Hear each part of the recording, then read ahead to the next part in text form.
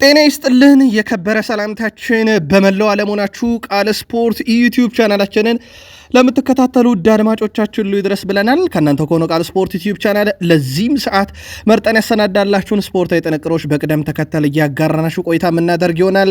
እስከ ፕሮግራማችን ፍጻሜ ቆዩ። ላይክ፣ ሰብስክራይብ፣ ሼር ዛሬም ማድረግ እንዳይረሳ። የተነበራችሁ ውድ ቤተሰቦቻችን ሲቲ ቪላ ዛሬ ትልቅ ጨዋታ የነበራቸው ተጠባቂ ቡድኖች ናቸው። እናነሳቸዋለን እነኝህን ክለቦች። የሰሜን ለንደኑ ክለብ ቶትናም በበኩሉ በኖቲንግሃም ፎረስት 3-0 ተሸንፏል። ይህ በጣም ያልተጠበቀ ውጤት ነበረ። እናነሳቸዋለን እነኝህን ጨዋታዎች ውድ ቤተሰቦቻችን። ግን የት እንደነበራችሁ እሁዳችሁን አጋሩን። እኛ በመረጃ ሰዓታችን የተወሰኑ ሀገራዊ ጉዳዮችን እናነሳለን።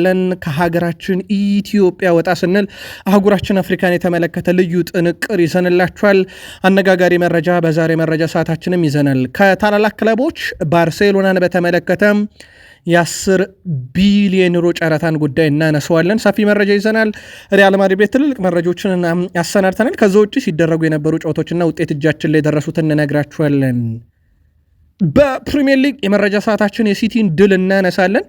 በጣም ወሳኝ ድል ነው። ሲቲ ክሪስታል ፓላስ ላይ በርናንዶ ሲልቫ ሲቲ ስትሆን መሸነፍ ክልክል ነው ብሏል። ጀሬሚ ዶኩን እናነሳለን ከዚህ ጨዋታ ጋር አያይዘን። ከዛ በተጨማሪም በክለቦች የዓለም ሻምፒዮኖቹ ቼልሲዎች በኩል የስታቪዮ ጉዳይ አነጋጋሪ ነው። ሪስ ጄምስን እናነሳለን። ማሎ ጉስቶን የተመለከተ ልዩ ጥንቅር ይዘናል። በቼልሲም በኩል አብራችሁን ስትቆዩ ታደምጡታላችሁ። የጄሚ ካራገር እና የሪዮ ፈርዲናንድ ቃለ መጠይቅ ትንሽ ውዝግብ የበዛው ነበረ። ምክንያቱ ሳላህ ነው። ከዛ ሳላህን እናያይዘን በዛው እናነሳለን። የቡድን ዜና በሊቨርፑል በኩል በስፋት ተካቷል። እናነሳቸዋለን እነኝህን ጉዳዮች። የሊቨርፑልም ደጋፊዎች አብራችሁን ቆዩ። የአርሰናል ቀጣይ ጨዋታ ከኤቨርተን ነው፣ እናነሳዋለን። ከዛ ውጭ የአርሰናል አጠቃላይ የቡድኑን ከዋክብቶች የተመለከተ ልዩ ጥንቅር ይዘናል። አንዳንዶች ትችቶች አርሰናል ቤት አሉ። እነኝህን ትችቶችም ለማጥራት ወደናል። የአርሰናል ደጋፊዎች በቡድን ዜና እያይዘን እናነሳዋለን። ከአርሰናል ጋር በተያያዘ ግን ብዙ ሀሳቦችን ስመለከት ነበረ። በተለይም ከወልቭስ ጨዋታ በኋላ ብዙ ሀሳቦች እየተነሱ ነው። ተጨማሪ መረጃዎች እናነሳበታለን። በማንቸስተር ዩናይትድ በኩል እንግሊዝ የተገኙ ሰዎች አሉ ዩናይትድን ተጫዋች ለመውሰድ ጉዳዩን እናጠረዋለን። የሩበን አሞሪም ጋዜጣዊ መግለጫ እጃችን ላይ ደርሷል። በቡድን ዜና የምናነሳቸው ልዩ መረጃዎች አሉ። የቀድሞ ሌጀንድ ከዩናይትድ ጋር እያይዞ ያነሳቸው በርካታ ሀሳቦችም ጭምራሉ። ከዛ ውጭ ዲማርዚዮ ስለ ኮቢ ሜኖ ዝውውርና ስለ ማንቸስተር ዩናይትድ እና በርንማውዝ የሳምንቱ ሌላ ተጠባቂ ጨዋታ እናነሳለን። አብራችሁን ከቆያችሁ እነኝህን ብቻ አይደሉም በርካታ መረጃዎችን ይዘናል። ላይክ፣ ሰብስክራይብ፣ ሼር አድርጉን። በሀሳብ መስጫ ሳጥናችን ላይ ሀሳብ አስተያየታችሁን ዛሬም ልታጋሩን ትችላላችሁ። ቃል ስፖርት ዩቲዩብ ቻናል እኔ ቃል ነኝ። የእናንተን እያጋራችሁን መልካም ቆይታ ተመኘን። በመረጃ ሰዓታችን የአገር ቤት መረጃ እንጀምር። የኢትዮጵያ ዋንጫ 3ኛ ዙር ጨዋታዎች ዛሬም ቀጥለው ሲካሄዱ ነበረ። ደብረ ብርሃን ከተማ ከቤንች ማጂ ቡና 1-1 መደበኛ ደቂቃ ተጠናቀቀ። መሐመድ ናስር ለቤንች ማጂ 14ኛው ደቂቃ፣ ሃይደር ሽኩር 49ኛው ደቂቃ ላይም ለደብረ ብርሃን ከተማ ግብ አስቆጥሯቸው ሆኑ። በመለያ ዓመት ቤንች ማጂ ቡና ደብረ ብርሃን ከተማን 4-3 አሸንፎ ወደ ሩብ ፍጻሜ ማለፋቸውን አረጋግጠዋል። 5ኛው ቡድን ነው በነገራችን ላይ። ሌላኛው ተጠባቂ ጨዋታ የነበረው ወልዋሎ አዲግራት ዩኒቨርሲቲ ንብን 2-1 አሸንፏል። በፍጹም ቅጣት ምት ጌትነት ተስፋዬ እንደዚሁም ያሬድ ከበደ በጨዋታ ሁለቱን የወልዋሎ አዲግራት ዩኒቨርሲቲ ግብ ሲያስቆጥሩ ኢዮብ ደረሰ ነው 65ኛው ደቂቃ ለብቸኛውን የነብ ግብ ያስቆጠረው። ውጤቱን ተከትሎ ወልዋሎ አዲግራት ዩኒቨርሲቲ ሩብ ፍጻሜን የተቀላቀለ 6ኛው ቡድን ሆኗል በኢትዮጵያ ዋንጫ ጨዋታ። ሌላኛው ወደ ሩብ ፍጻሜ የገባው 7ኛ ቡድን የሆነው ሲዳማ ቡና ነው። ሲዳማ ቡና አርባ ምንጭ ከተማን 2-0 አሸንፎ ነው። በሲዳማ ቡና በኩል ሁለቱን ግቦች ፍቅረ ኢየሱስ ተወልደ ብርሃን 40ኛው ደቂቃ እንደዚሁም ብለስ ናጎ 81ኛው ደቂቃ ላይ ሁለቱን ግቦች አስቆጥረው 2-0 በሆነ ውጤት አሸንፈው ሲዳማ ቡናዎች በቀጥታ ወደ ሩብ ፍጻሜው አልፈዋል በኢትዮጵያ ዋንጫ። የሀገራችን ኢትዮጵያን መረጃ ደረስናቸው። አህጉራችን አፍሪካ ላይ ደርሰናል። የሀገሪቱ ትልቁ ውድድር ነው የአፍሪካ ዋንጫ። በርካታ ግቦች ያስቆጠረው ሳሙኤል ኤቶ 18፣ በአንድ ውድድር ብዙ ግብ ያስቆጠረው ፔር እንዴ ሙባላ 9 ጎሎች፣ በአንድ ጨዋታ ብዙ ጎል ያስቆጠረው ኮት ዲቫራዊ ላውረንት ፓኩ 5 ጎል 1970 ከኢትዮጵያ ጋር በነበረ ጨዋታ ነው። ግብፃዊ አህመድ ሐሰን 4 ዋንጫዎችን ያነሳ በውድድሩ ከፍተኛ ዋንጫ ባለቤት ተጫዋች ግብጽ 7 ጊዜ ዋንጫውን በማንሳት በተከታታይ በማሸነፍ ግብጽ 3 ዋንጫዎችን አንስታለች። ይሄ በብሔራዊ ቡድን ደረጃ ብዙ ዋንጫዎችን በማሸነፍ ነው።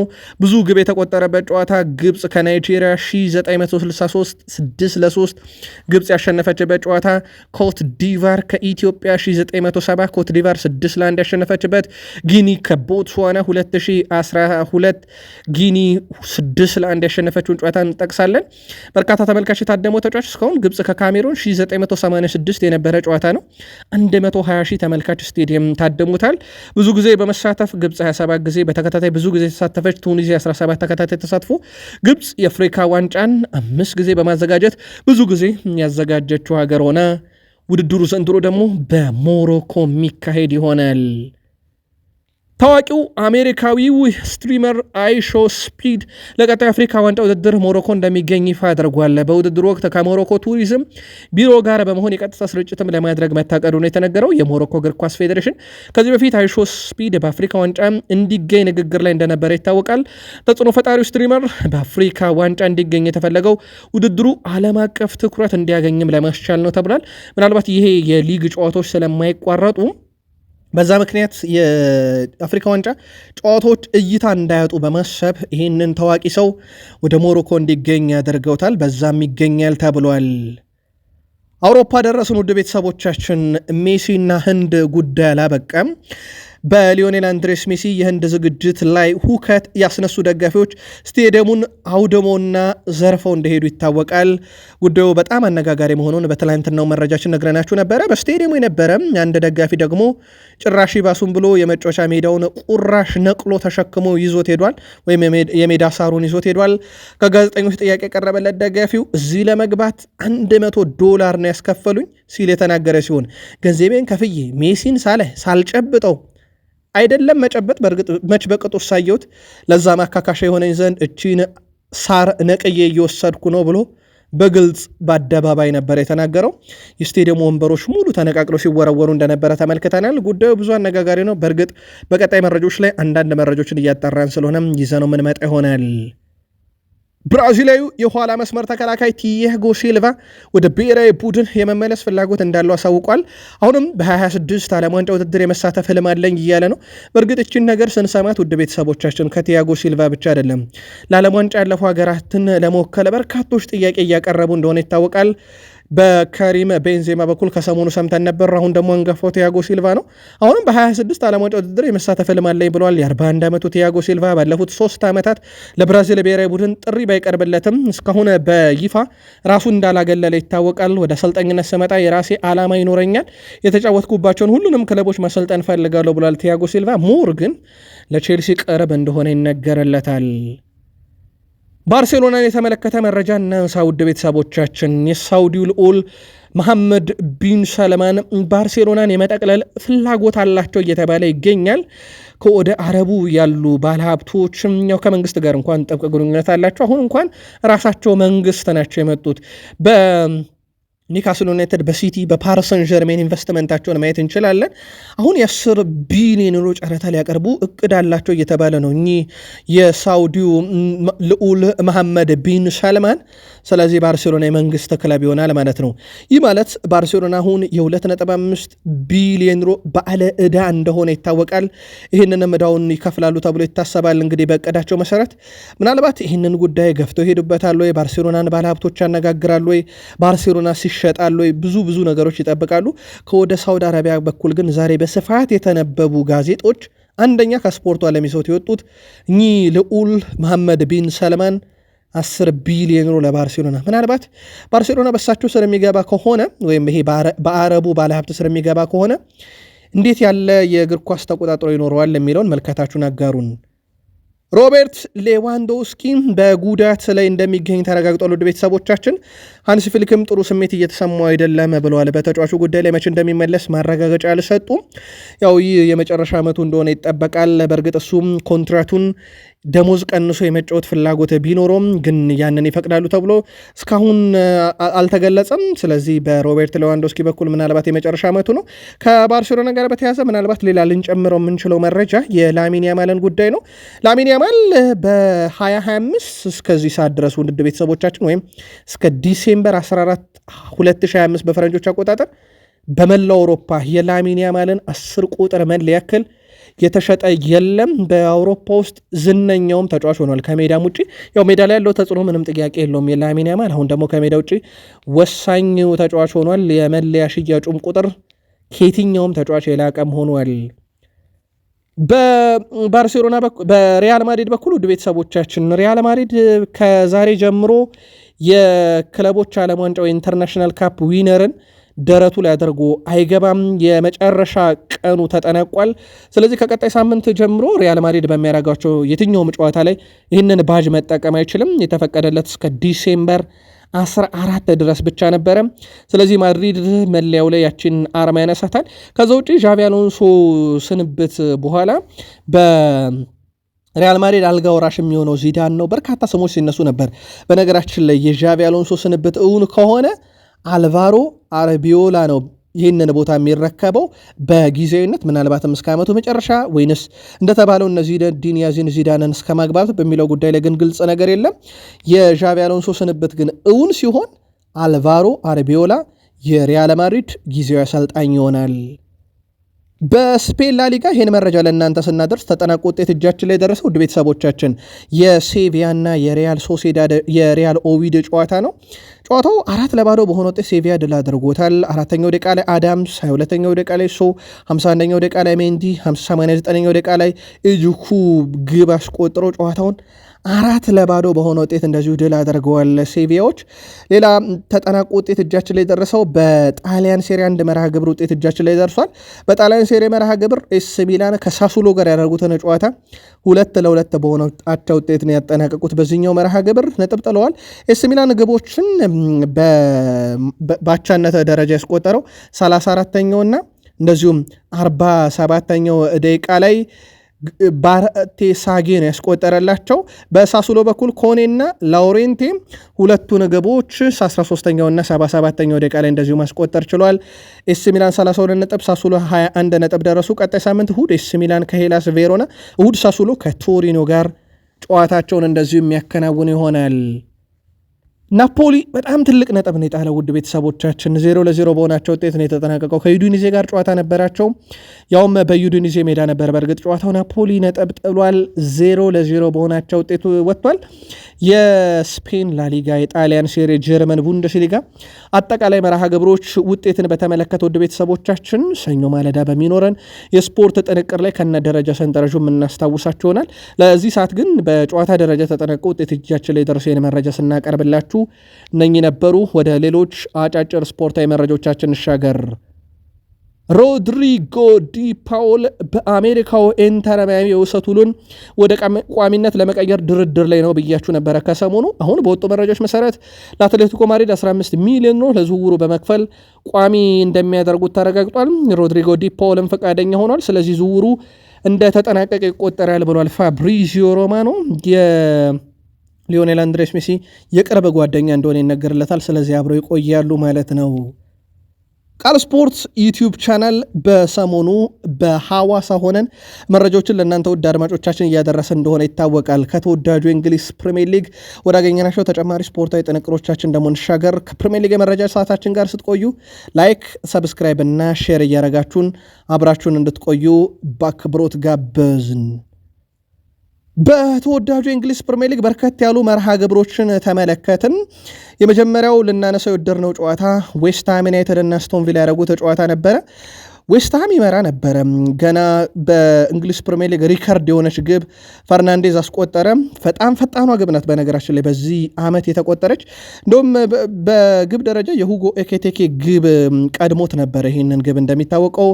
ዛሬ ግን ማቴዎስ ፈርናንዴዝ 29ኛው ሰከንድ ላይ አስቆጥሮ የ2025/26 የውድድር ዓመት የፕሪሚየር ሊግ ፈጣኗን ግብ ማስቆጠር ችሏል። የሁጎ ኤኬቴኬ ወደ ሁለተኝነት ወርዳለች። ትላንት የተቆጠረች ግብ ናት። ዛሬ ሪከርዱን ነጥቋል። ግን ዌስትሃሞች ድል አላደረጉም። ጨዋታውን ቢመሩትም በኋላም ላይ በጨዋታው የአስቶን ቪላ ተጫዋች በእርግጥ 1-1 ሆኖ ነበረ። ማሮፓኖስ 9ኛው ደቂቃ ላይ የዌስትሃሙ ተጫዋች ራሱ ላይ አስቆጥሮ 1-1 ሆኖ ከዛ ጀረድ ቦን 24ኛው ደቂቃ ላይ ግብ አስቆጥሮ ዌስትሃም መራ።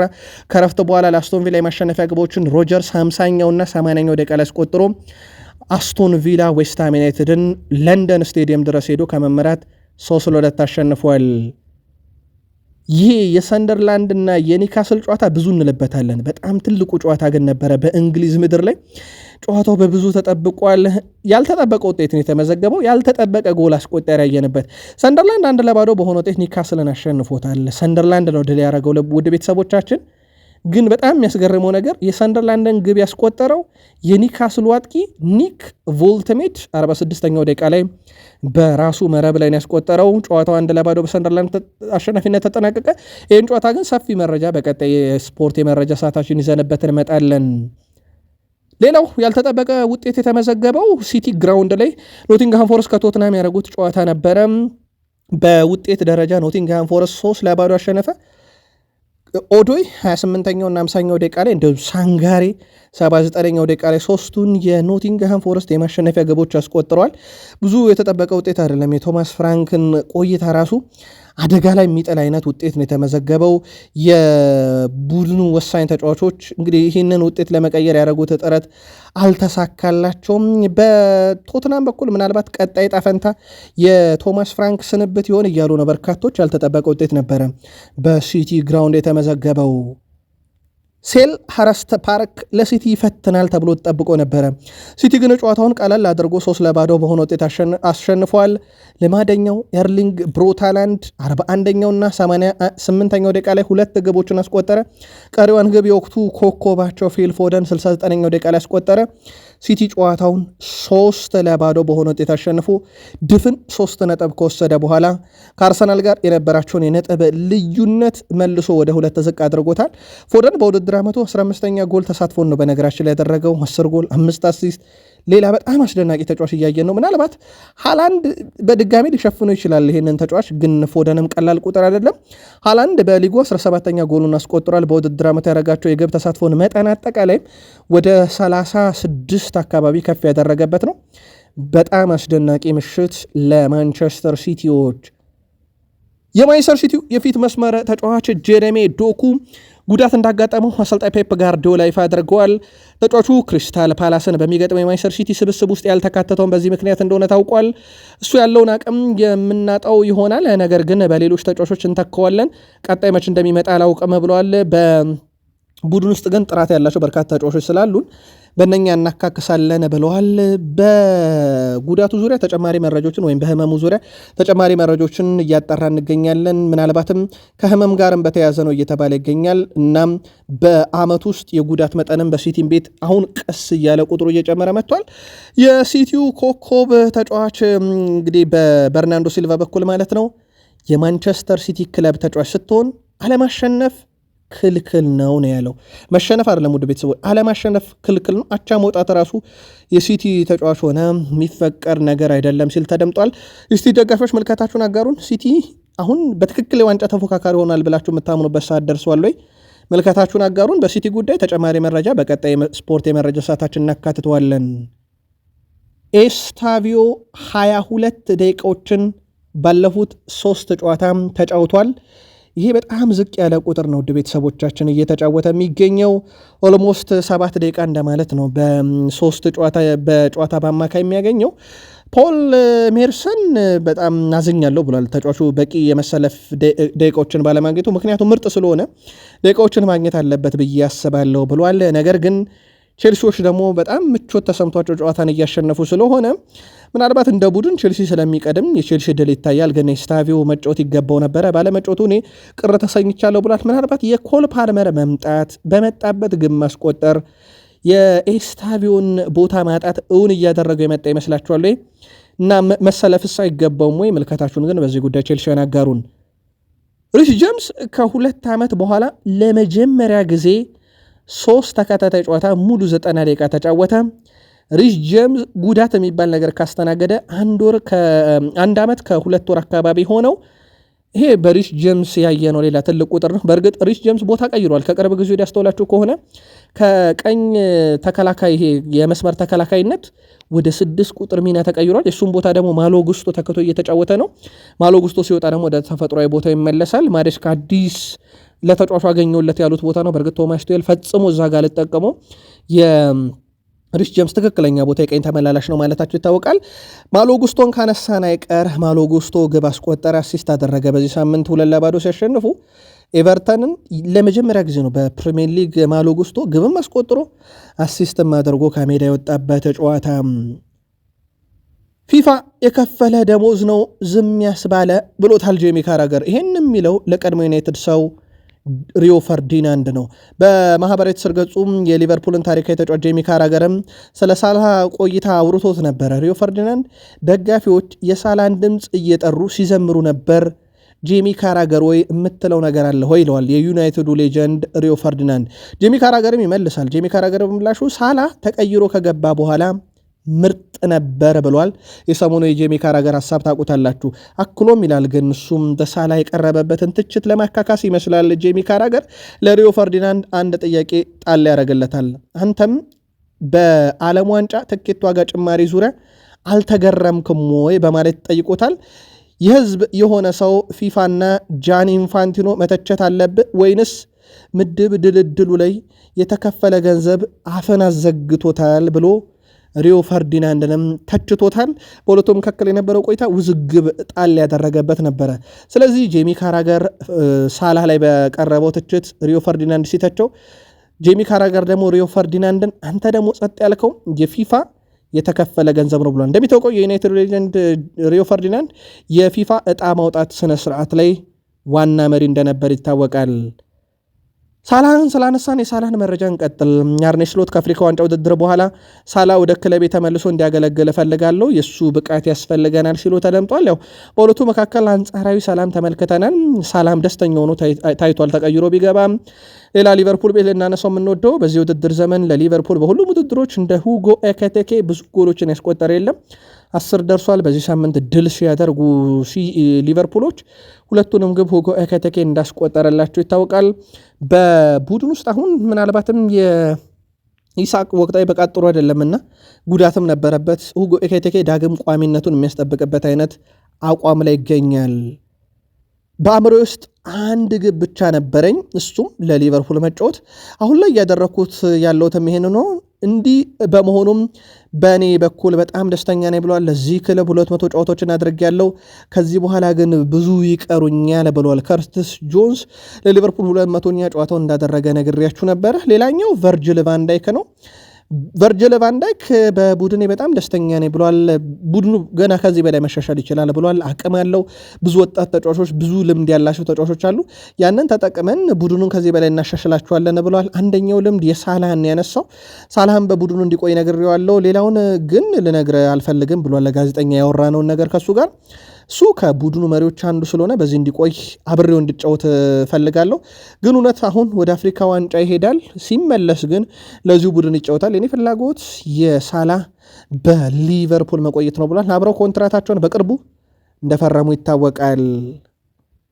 በአርሰናል መረጃችን ቡካዮ ሳካን እናንሳ። ምናልባት ቡካዮ ሳካ ከግብ ጋር በተወሰነ መንገድ ርቆ ሊሆን ይችላል፣ ግን አሁንም የአርሰናል ቁልፍ ተጫዋች ነው። ግቦቹ የተገኙበትን መንገድ ካስተዋላችሁም የሳካ ወሳኝነት የተስተዋለበት ነበረ። በተለይም የመጀመሪያዋ ግብ የእሱ ግልጽ ኳስ ነበረች። ሁለተኛዋም ግብ ብናያት ግልጽ የእሱ ኳስ ነበረች። ኦንጎል ነው ሁለቱም የተቆጠሩት። የአርሰናል አጥቂዎች የተወሰነ ጫና ቢፈጥሩም ግቦቹ እንዲቆጠሩ ግን መነሻቸው ሳካ ነው። ቡካዮ ሳካ በጨዋታው ላይ በጨዋታው ብዙ የተሳካ ድሪብል ያደረገው እሱ ነው። በጨዋታው ብዙ የግብ ዕድል የፈጠረው እሱ ነው፣ 4 አለው። በጨዋታው ብዙ ጥፋት የተሰራበት ወይም ለአርሰናል ቅጣት ምት ያስገኘው እሱ ነው፣ 4። በጨዋታው ብዙ የአንድ ለአንድ ግንኙነት ያሸነፈው እሱ ነው፣ 10 ጊዜ። ምናልባት ቡካዮ ሳካ ለመተቸት ጊዜው ደርሷል። በርካታም የሚዲያ አካላት ላይና አንዳንድ የተወሰኑ የአርሰናል ደጋፊዎች የሳካ ብቃት ወርዷል የሚሉ ጥያቄዎችንም ሲያነሱ ነበረ። ምናልባት ይህንን ቁጥሩን ልንመለከት ስለወደደን ለእናንተ ውድ አድማጮቻችን እንደ ሀሳብ አንስተናል። የአርሰናል ደጋፊዎች በዚህ ጉዳይ ምልከታችሁ ላኩልን። ከአጥቂው ቪክተር ዮኬሬሽ ጋር በተያያዘ በተለይም የወልቭሱ ጨዋታ ብዙ ትችት ያስተናገደበት ነበረ። አንድም የማይክል አርቴታ የጨዋታ አቀራረብ የተተቸበት፣ ሁለትም ተጫዋቹ ፕሪሚየር ሊጉን ገና አልተላመደም የመላመድ ችግር ገጥሞታል ተብሎ ደግሞ በተቃራኒው ትችት እያስተናገደ ያለ ነው። የቃል ስፖርት ዩቲዩብ ቻናል የአርሰናል ደጋፊዎች ግን የትኛውን ሀሳብ ትጋሩታላችሁ? ችግሩ ከዮኬሬሽ ወይስ ከአርቴታ አቀራረብ? ትላንትና በጨዋታው 4 የአርሰናል ተጫዋቾች ብቻ ናቸው በመጀመሪያ አጋማሽ ያገኙት እሱን በኳስ ሄንካፔ፣ ሳካ፣ ዙቤሜንዲ፣ ቲምበር አንዳንድ ኳስ አቀበሉት። ከረፍት በኋላ በእርግጥ ከረፍት በፊት አርሰናል እንደ ቡድን ጥሩ አልነበረም፣ ግን ዮኬሬሽን ብዙ ኳስ እየደረሱ አይደለም እና 4 ኳስ ሲደርሰው 4ቱ ከአንድ ተጫዋች አይደለም። ሄንካፔ፣ ሳካ፣ ዙቤሜንዲ፣ ቲምበር ናቸው። ይህ ነገር ምናልባት አርሰናል ቤት በትልቁ ሊቀረፍ የሚገባ አንዱ ዮኬሬሽን እያጋለጠው ጭምር ያለ ነገር ይመስላል። በሳምንቱ አጋማሽ የካራባው ካፕ ጨዋታ የሚያደርጉ አርሰናሎች ተጋጣሚ የሆነው ክሪስታል ፓላስ በኮንፈረንስ ሊግ ጨዋታ ስላለው የአርሰናል የካራባው ካፕ ጨዋታ በዚህ ሳምንት አይደረግም። ይህንንም ተከትሎ ለቀጣዩ ቅዳሜ ኤቨርተን ጨዋታ ብቻ ነው የመዘጋጀት አርሰናል ያለበት ጨዋታ ቀጣይ ሳምንት ስለሆነ ለዛ ነው መዘጋጀት ያለበት። እናም በማይክል አርቴታ በኩል ለዚህ ቡድናቸው ረፍት ሰጥተውታል። አርፎ እንዲመጣ 2 ቀን ረፍት ሰጥቷል። ስለዚህ የአርሰናል ተጫዋቾች ማክሰኞ ነው የሚመጡት ወደ ቤተሰቦቻቸውን ወደ ልምምድ ማዕከል። እስከዛ ድረስ ረፍት እንዲያደርጉ ተፈቅዶላቸዋል። እንግዲህ ቀጣይ ከኤቨርተን ይጫወታሉ ከሜዳቸው ውጭ ሂል ዲክሰን ስቴዲየም ሄደው ከዛ ብራይተንን ኤምሬትስ ላይ፣ አስቶን ቪላን ኤምሬትስ ላይ፣ በርንማውዝ ጋር የሚደረገው ጨዋታ ለሌላ ጊዜ ይተላለፋል ተብሏል። ሊቨርፑልን በሜዳው ይገጥማል። ቀጥሎ ኖቲንግሃም ፎረስትን ከሜዳ ውጭ ይገጥማል። እነኚህ በቀጣይነት የሚጠበቁ መርሃ ግብሮች ናቸው። በአርሰናል በኩል ቀላል ይሆናሉ ተብሎ አይታሰብም። በፕሪሚየር ሊጉ አሁን ነገሮች ሁሉ ጠንከር እያሉ የመጡበት ሰዓት ላይ ስለሆነ ቀላል ጨዋታ ለየትኛውም ክለብ ይኖራል ተብሎ አይታሰብም። ምናልባት ግን አርሰናል ከነኚህ ተከታታይ ጨዋታዎች ምን ያህል ነጥቦችን ሊያሳካ ይችላል? መልከታችሁን አጋሩን። በቀጣይ ከሚደረጉ 6 የፕሪሚየር ሊግ ጨዋታዎች ባለፈው የውድድር ዓመት ከኤቨርተን ጋር 1-1፣ ብራይተን ጋር 1-1፣ አስቶን ቪላ ጋር 2-2፣ በርንማውዝ ተሸንፎ ነበር አርሰናል በወቅቱ 2-0፣ ከሊቨርፑል ጋር 2-2፣ ኖቲንግሃም ፎረስት ጋር 0-0 የተለያዩበት ጨዋታ ነበር። ዘንድሮ ሞር አርሰናል ለዋንጫ እየተፎካከረ ባለበት ሰዓት እንደ አምነው ግን በእነኚህ ክለቦች ነጥብ ይጠላል ተብሎ አይጠበቅም። ለማንኛውም ሳምንቱ ሲደርስ እናየዋለን። ግን አርሰናል ምን ያህል ነጥቦችን ከነኚህ ጨዋታ ኤቨርተን፣ ብራይተን፣ አስቶን ቪላ፣ በርንማውዝ፣ ሊቨርፑል፣ ኖቲንግሃም ፎረስት ሊያገኝ ይችላል? መልካታችሁን ላኩልን። የጆሽኳ ዜርኪዚ ዋነኛ ፈላጊ የሆኑት ሮማዎች ከማንቸስተር ዩናይትድ ጋር በዜርኪዚ ጉዳይ ለመነጋገር እቅድ ይዟል። በለንደን ይገኛሉ ተብሏል ወኪሎቹ። የሮማ ተወካዮች ማውሪሾ ሉምባርድ እና ፍሬክ ማሳር ዜርኪዝን በጥር የዝውውር መስኮት ወደ ሮም የመውሰድ እቅድ አላቸው ተብሏል። ይህንን ለማቀላጠፍ ነው እንግዲህ በቅርቡ ካሪንግተን ይደርሳሉ የተባለው። በተጨማሪም የሮማ ተወካዮች ከተጫዋች ወኪል ጋርም ድርድሮች የሚያደርጉ ሲሆን ዜርኪዝ የሮሙ ክለብ የዝውውር ጥያቄን እንግዲህ ቅድሚያ ይሰጠዋል ተብሏል። ምክንያቱም ዩናይትድን መልቀቅ ብቻ አይደለም የመጨረሻ ደቂቃ ፍላጎት እንደሆነ አስቀድመን ነግረናቸዋል። ትላንት ምሽትም በዚህ ሰዓት በነበረን መረጃ ኮቢ ሜኖ በናፖሊ፣ ዜርኪዚ በሮማ እንደሚፈለጉ ነግሬያችሁ ነበረ። አሁን ግን የሮማ ወኪሎች እንግሊዝ ዩናይትድም ተገኝተው ይህን ዝውውር በፍጥነት ማጠናቀቅ ይፈልጋሉ ተብሏል። አሰልጣኙ ሩበን አሞሪም ምንጊዜም ቡድናቸው አሉታዊ ጉዳይ ላይ ትኩረት እንደማያደርጉ ተናግሯል። ሁልጊዜም በቡድኔ አሉታዊ ጎኖች ላይ ትኩረት አዎንታዊ ነገሮች ላይ ትኩረት አደርጋለሁ ብለዋል። በቡድን ውስጥ መሻሻል ያለባቸው ነገሮች እንዲሻሻሉ ፈልጋለሁ። በዚህ ውድድር ዓመት በርካታ አላስፈላጊ ነጥቦችን ጥለናል። ይሄ ሁልጊዜም ያበሳጨኛል። አሁን ላይ በደረጃ ሰንጠረዥ የተሻለ ቦታ ላይ መገኘት እንችል ነበር ብለዋል። ከባለፈው ዓመት ብዙ የተሻሻልንባቸውም ነገሮች አሉ ብለዋል እሳቸው። ለአብነት ያክል ባለፈው የውድድር ዓመት ግቦችን አናስቆጠርም ነበር። በዚህ ዓመት ግቦችን ማምረት ጀምረናል። ሙከሮቻችን ቁጥር ከፍ ያለ ነው። ነገር ግን እያስቆጠርን ያለ ነው ግብ በተወሰነ መንገድ ከዚህ ከፍ ማለት ይችላል ብለዋል። ከ27 ሙከራ ወልቭስ ላይ 4 ማስቆጠራቸው እንዳላስደሰታቸውም የተናገሩበት አንደኛው ምክንያት ቡድኑ በርካታ ግቦችን በጨዋታ ላይ ማስቆጠር እየቻለ ለማስቆጠሩ ነው ማለታቸው ይታወቃል።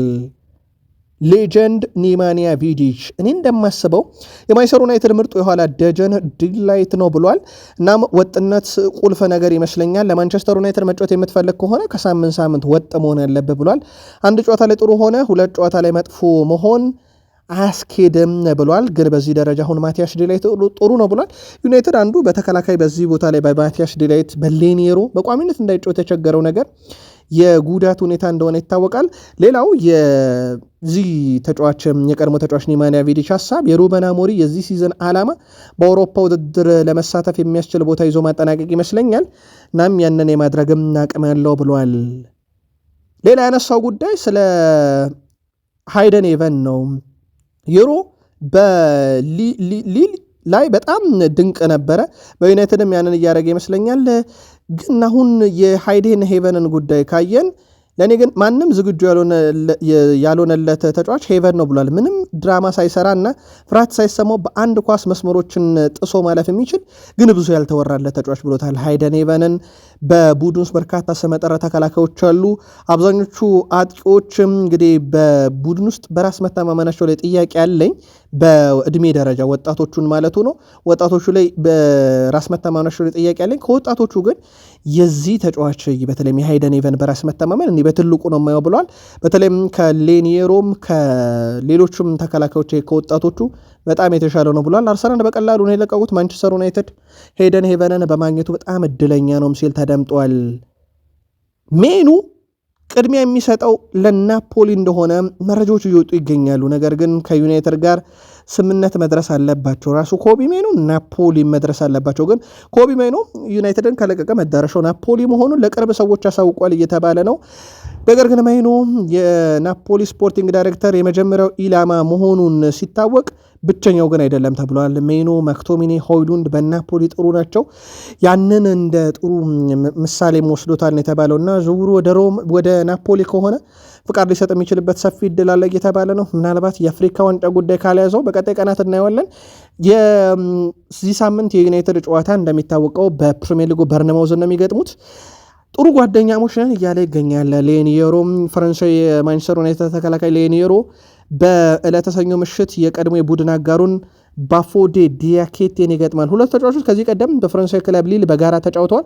ይህን አስመልክቶ አስተያየቱን የሰጠው ሌኒየሮ አሁንም ከሱ ጋር ጥሩ ነን ብለዋል ግንኙነታችን፣ ነገር ግን ሜዳ ላይ ምንም አይነት ጓደኝነት የሚባል ነገር አይሰራም ብለዋል ዮሮ። እርሱም ሆነ እሱ በበርንማውዝ እኔ በማንቸስተር ዩናይትድን፣ ስለዚህ ለምንጫወትበት ክለብ እንፋለማለን፣ ግን ጓደኝነታችን እንዳለ ነው ብሏል። ጨዋታውን ለማሸነፍ ግን ያለንን እንሰጣለን ብሏል። የሰኞ ምሽት ጨዋታ ነው። በቀጣይ መረጃችን እንዳስሷለን በስፋት። የአሁኑን እዚህ ጋር እናብቃ። ሰናይ ጊዜ